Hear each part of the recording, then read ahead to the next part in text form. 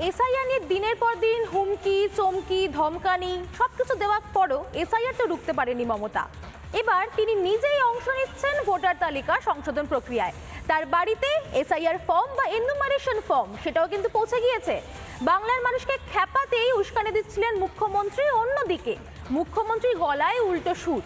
তিনি বলছেন এসআইআরকে গুরুত্ব না দিলে সমস্যা হবে, এটাই বলছেন তার মন্ত্রী সিদ্দিকুল্লাহ। এসআইআর প্রক্রিয়ায় চন্দ্রিমা, মালা, সৌগত ইত্যাদি নেতারা রয়েছে।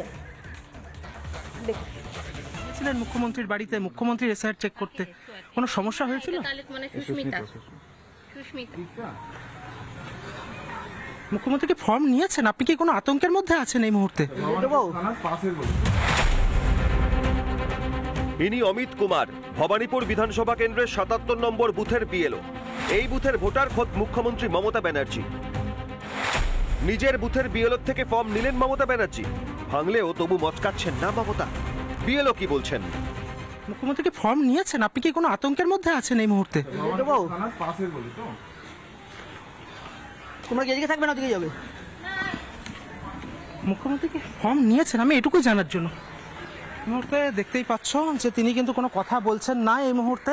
বারবার তাকে আমরা জিজ্ঞেস করছি যে গতকালকে তিনি মুখ্যমন্ত্রীর বাড়ি গিয়েছিলেন এবং সেখানে কোনো রকম সমস্যা কিছু হয়েছিল কিনা। মুখ্যমন্ত্রী ফর্ম নিয়েছেন। বিএলও মুখে যেন কুলুপ। বৃহস্পতিবার ভোল বদল মুখ্যমন্ত্রীর। সোশ্যাল মিডিয়ায় পোস্ট করেন মমতা। গতকাল দায়িত্বপ্রাপ্ত বিএলও আমাদের পাড়ায় এসেছিলেন তাদের নির্দিষ্ট কাজ করতে।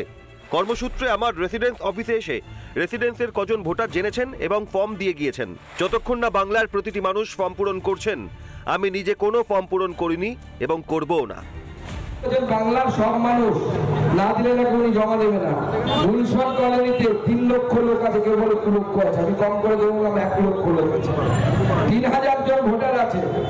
মুখ্যমন্ত্রীকে চ্যালেঞ্জ দিচ্ছি, ওই ৩,০০০-এর বেশি লোকের ফর্ম ফিল আপ করে দেখান এবং তাদের নাম ভোটার লিস্টে তুলে রাখান, দেখি কত দম আছে আপনার। ২১শে জুলাইয়ের মঞ্চে মমতা কি বলেছিলেন মনে আছে? শুনুন একবার। बिहार में 40 लाखों का ज्यादा आदमी को नाम निकाल दिया और बंगाल में भी करने वाला है।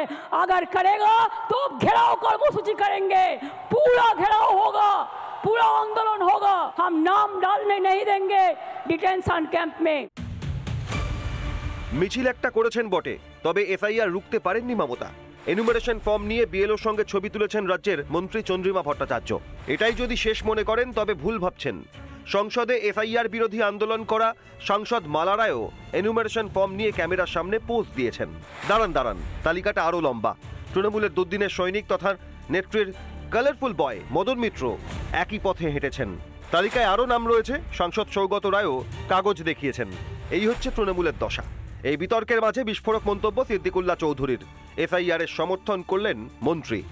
এসআইআর সমর্থন এটা তো হবেই, সমর্থনের কি আছে? সে বলবো যে এসআইআর এর ব্যাপারে গুরুত্ব দেন, অবহেলা করলে পরে কিন্তু বিপদ ঘটে যাবে। আমি সিদ্দিকুল্লাহ চৌধুরীকে বলবো মিডিয়াতে না বলে, এখানে ওখানে না বলে আপনি ডাইরেক্ট ফোন করে আপনার নেত্রীকে বলুন না কেন, রাজ্যের মুখ্যমন্ত্রীকে বলুন যিনি এসআইআর বিরোধী আন্দোলন চালাচ্ছেন ডে 1 থেকে, একদম প্রথম দিন থেকে। এবং সেদিন উনি মিছিল করলেন সংবিধানকে হাতে নিয়ে, সংবিধান বিরোধী মিছিল করলেন। এখানে ওখানে না বলে আসল জায়গায় বলুন। নিজেদের গুছিয়ে নিলেও সাধারণকে ভুল বোঝাচ্ছেন তৃণমূলের নেতারা। ভোটার তালিকা থেকে ভূত ঝেড়ে ফেললে কি গদি হারাবেন মমতা ব্যানার্জি? তাই এসআইআর নিয়ে এত ভয়, সেই কারণেই কি আতঙ্ক ছড়াচ্ছে তৃণমূল? রিপাবলিক বাংলা। নানা ধরনের কন্টেন্ট দেখার জন্য লাইক করুন, শেয়ার করুন আমাদের ফেসবুক পেজ, সাবস্ক্রাইব করুন আমাদের ইউটিউব চ্যানেল। পাশাপাশি অন্যান্য ব্রেকিং নিউজের জন্য অবশ্যই চোখ রাখুন রিপাবলিক বাংলায়।